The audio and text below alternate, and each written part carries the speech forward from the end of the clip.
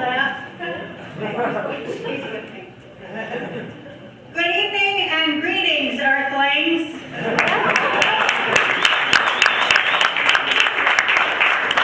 Honestly, I'm so honored to be speaking to you right now. First of all, because I know you're informed and you're intelligent, and that's just fantastic to find myself before that type of an audience. I just want to make a few statements to you before I answer your questions, some of which may be answered in the remarks I'm going to give you today. I hope so anyway. A lot of you know me from the character I portrayed on television years ago, a character who spoke to Americans about class, gender, race, gay rights, teenage female angst, and the power of unions at a time when those things were not largely ever spoken of on the people's airwaves in the United States of America. Some of you know me as the author of that character and perhaps as a thinker and an activist who, when enriched with wealth and with fame, did not retire and go away to quietly live the good life in Palm Springs, but one who instead used their own wealth to travel to speak in support of the rights of workers, to demand a higher minimum wage, against foreclosures, in support of First Nations rights in America and around the world, against the continued embargo in Gaza, against Israeli occupation of Gaza, and for the rights of women to lead inside their churches, synagogues, and mosques, as well as their respective societies, and for the rights of gays and lesbians to marry those whom they love, and for the legalization of marijuana, and for the forgiveness of student loans and all debts, in a debt jubilee for which I have advocated on behalf of the widows and orphans of this world. Yeah. Perhaps you don't know those things about me. In any case, now you do.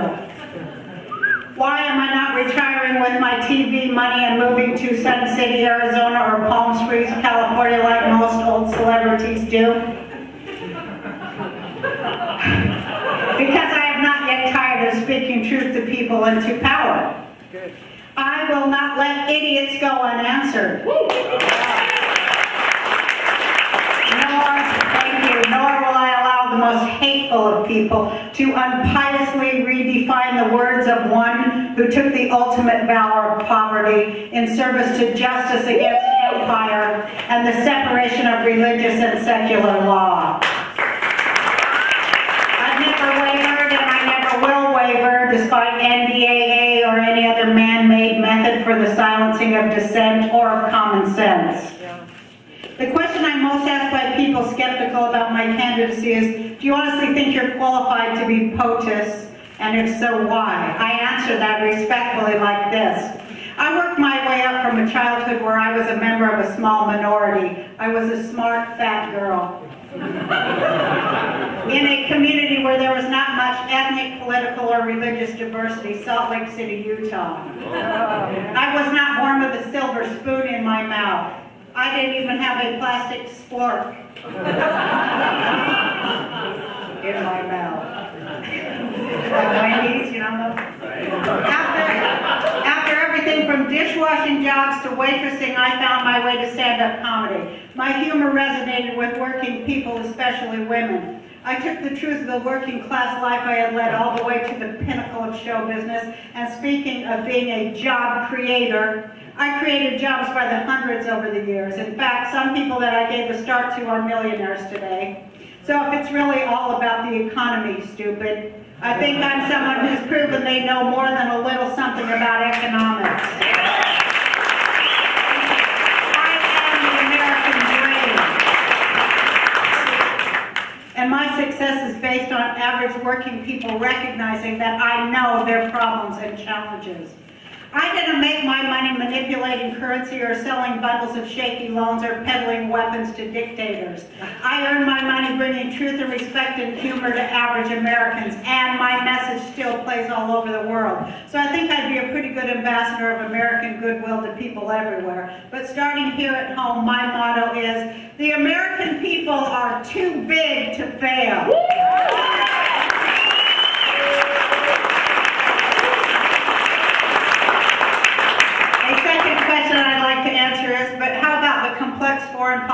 issues as well as domestic ones.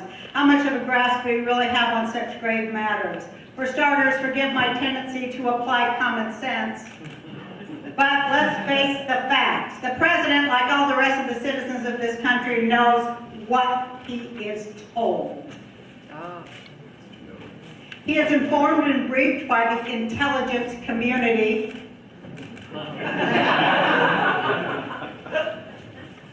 and by qualified people and advisors concerning the critical issues which he or she must consider and act upon. I would be surrounded by and aided by qualified people who would perform the same functions for me. I would use my common sense and my decades of experience as a concerned and informed citizen, a successful business person, a conscience-driven writer and activist, a mother and grandmother, to consider and act upon the critical issues that a leader of a great nation must confront.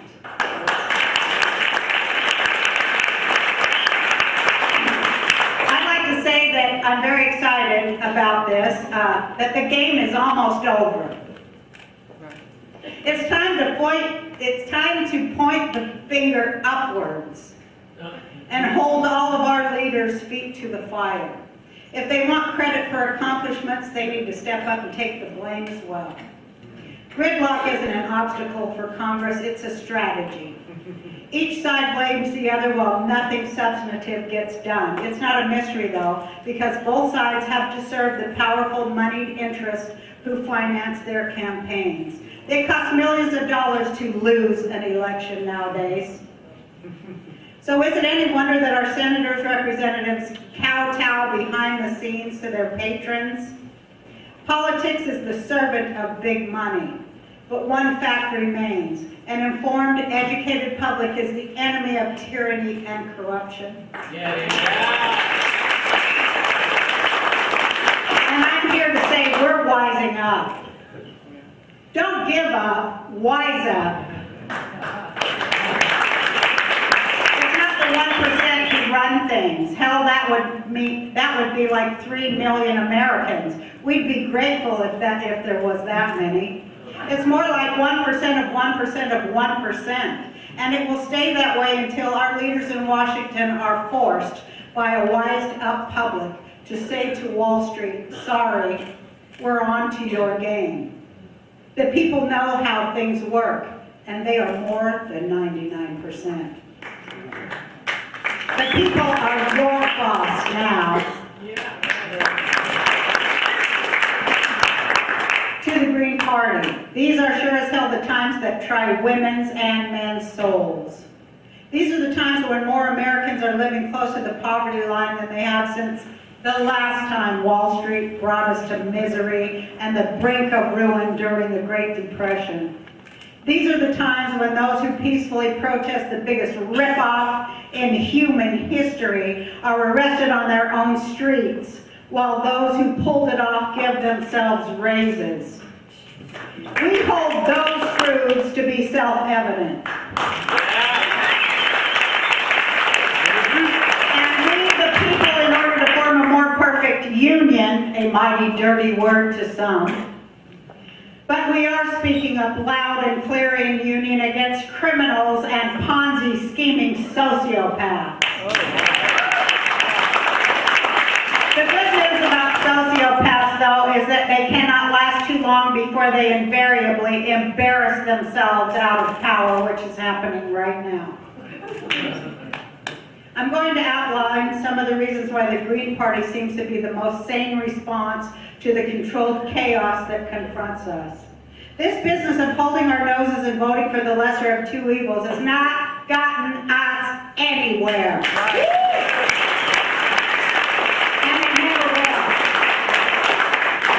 This truth is hard to swallow for so many people, but it is the truth nonetheless. And here it is. What we've been sold as the American dream for a long time now is basically an unsustainable, debt-fueled treadmill to nowhere.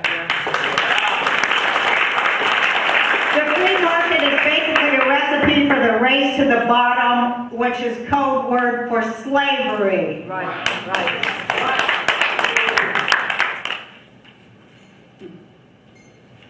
Thinking that the millions of jobs that have been outsourced to foreign labor markets can return is likely a pipe dream. The social safety net has been shredded by states that cry poverty, while Bush's tax breaks roll on and the rich get richer.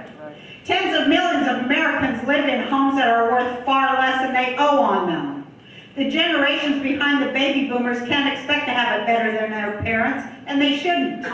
The old version of better is one that the planet and its people cannot sustain. We're going to need to redefine the very definition of good life.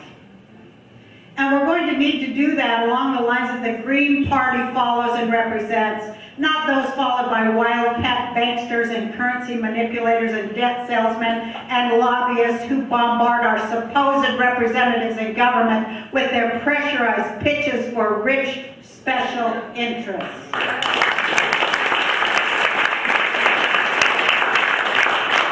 You know, it really gripes me when along with all the other absurdities that we're forced to swallow every day in our own country, I hate when people say, well, who does Roseanne Barr or some other show business type think they are that anybody should give a damn about their political views? Well, I have a question for those people, and I'd like to get right in their face when I ask it. Who do I have to be? I am an American citizen who is sick and tired of seeing things upside down. I'm sick of it. Listen, the fact, seriously, can anybody look me in the eye and tell me it's less crazy for the working poor to be bailing out the idle rich than it is for me to speak about it? That's who I am.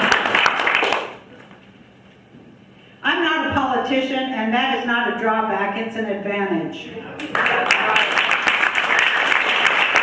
Do I need to know every micro detail about a failed policy like our ridiculous war on drugs to know that anybody who wants to buy some recreational drugs can probably do it, even if they're in prison?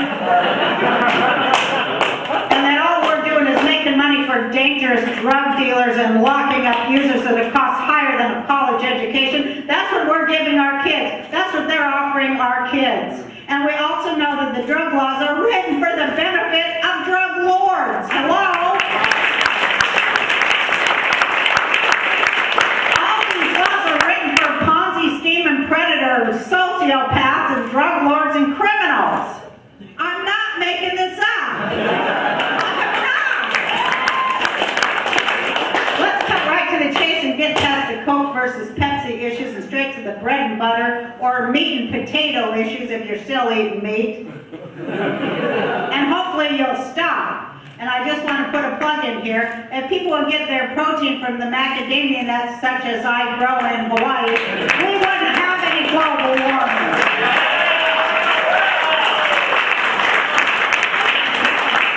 Everybody says, oh, it's the economy, stupid. That's not my line. It goes all the way back to Clinton. Well, here's what I'd like to know, and I don't need a PhD in economics to make good old common sense when it comes to asking the right questions.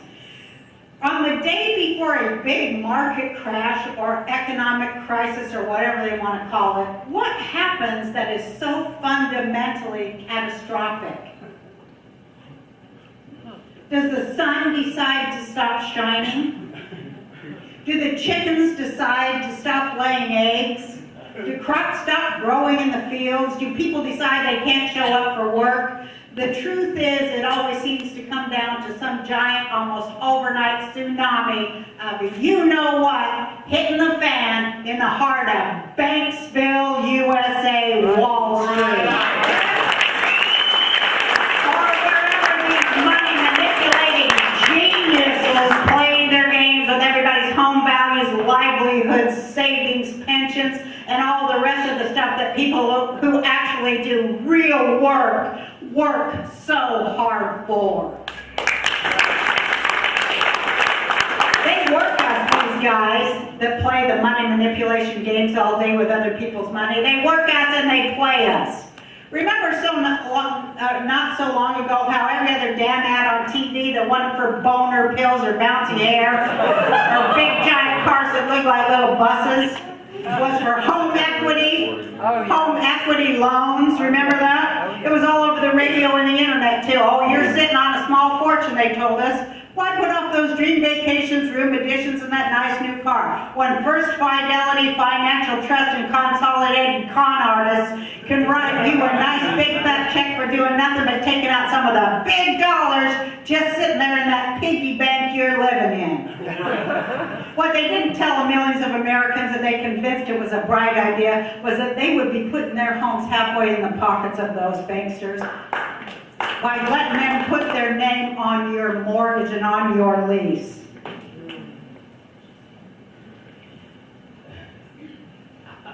Before I go any further, that really pisses me off. Before I go any further, are those the same people that told you your home was worth more than you ever dreamed it would be, by any chance hooked up with or acquainted with those other people? I'm talking about the ones who came after the second mortgage and told you it's worth a whole lot less than you thought it was. Are they in the same business? The playing around with people's hard-earned money business?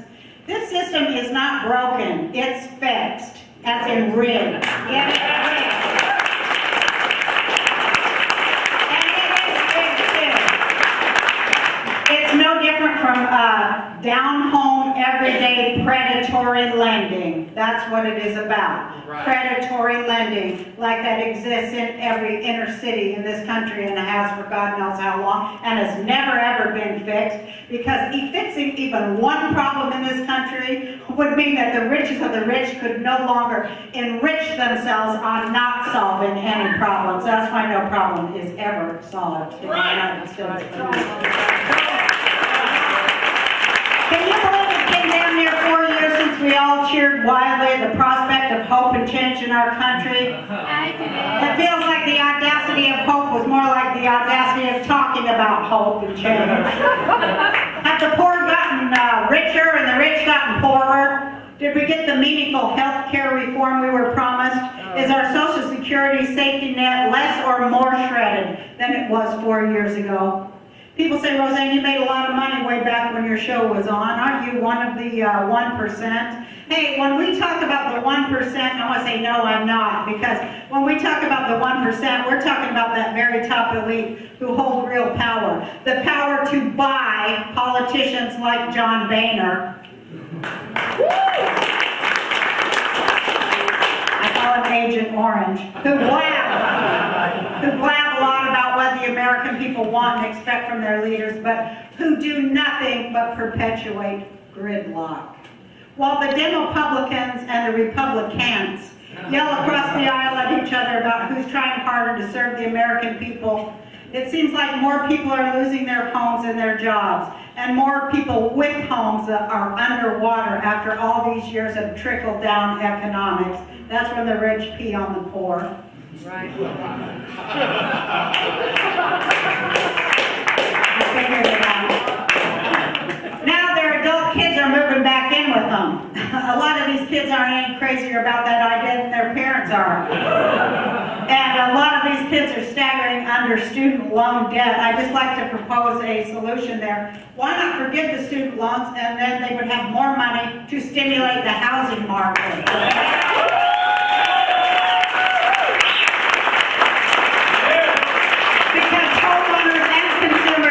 Students are buried under debt. Everybody's buried under debt in the form of an enormous deficit that they tell us our grandkids are going to be struggling with. And who does everybody owe this money to? That's money that we haven't made yet.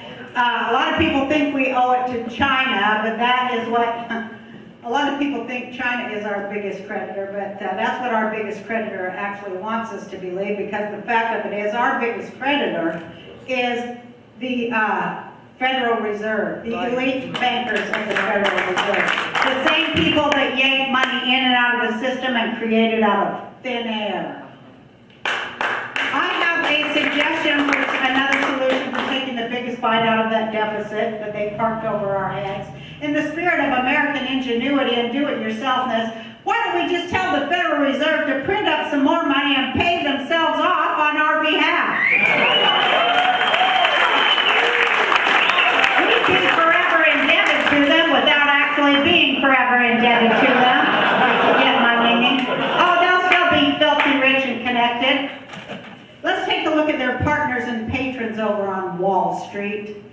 Wall Street. I went there, I went to Occupy Wall Street the very first day. I rushed there because I was like, man, it's coming. This activation that I've waited my whole life for, all through everything, it's coming, and it is here. And it's never going to stop, and it's never going to be defeated, and I'm thrilled with that. And I'd like to say, Mr. Obama, tear down that wall.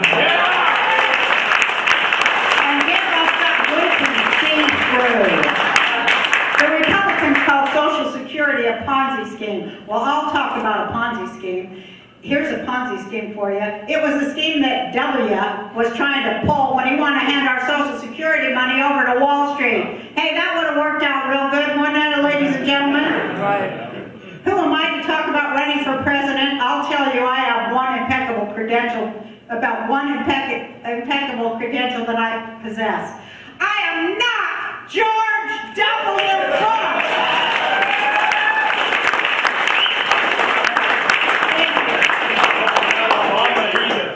No, and I'm not Obama. I never would have signed NDAA. And I'm not one of the members of either party running now that are telling us that the way to make this country better and stronger and more righteous is to keep shredding our social safety net and asking the richest among us to contribute even less.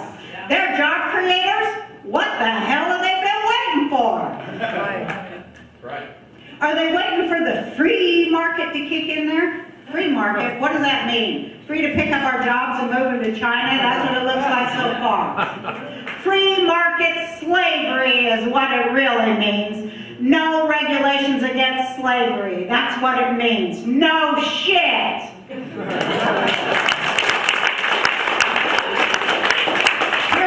And I do swear because that's my code to you people. As long as you hear me swearing, you know I'm not bought by any corporation. The liars do get the money, but not people who swear. And I love it. Because I won't be bought. Because I'm rich and I won't be bought. I don't have to be bought. I don't have to say anything that anybody else tells me to say, and I won't.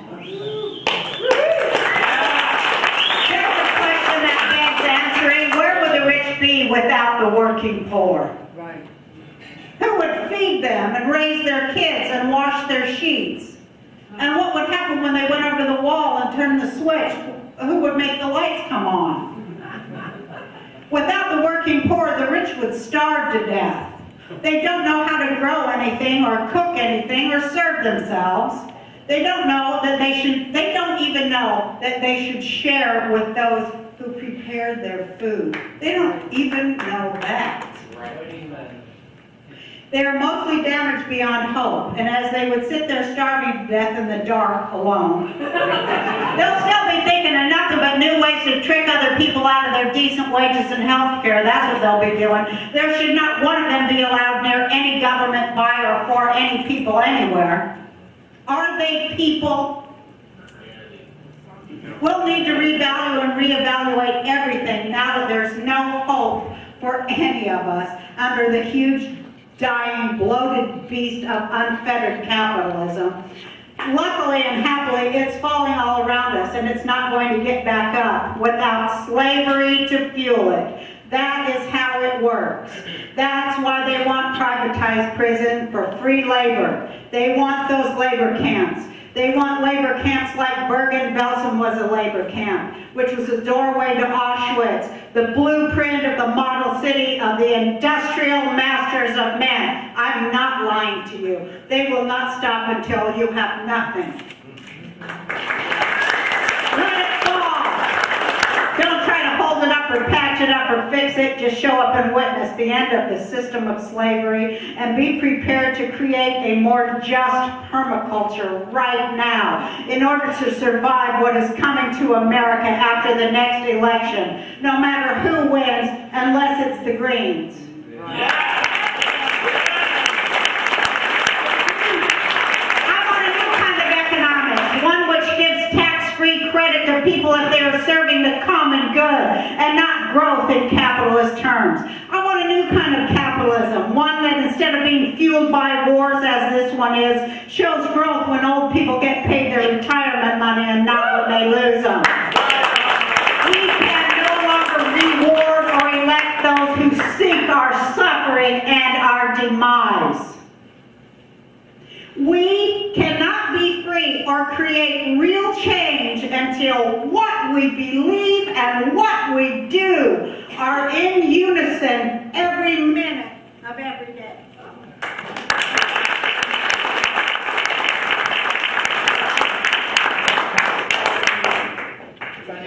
Yeah. Thank you very much.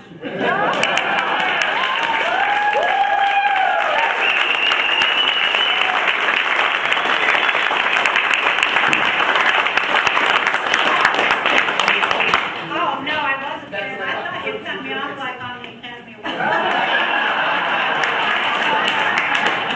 No, I just have a couple more words.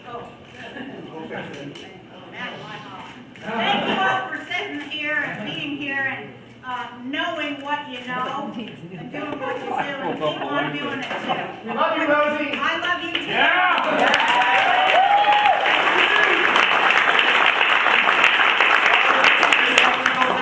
I just want to take one moment. Jeff Bacon, Bob Yes? Johnson, come up here, please. Come Oh. up here. Okay. What did you do now? I don't know, I'm always doing something.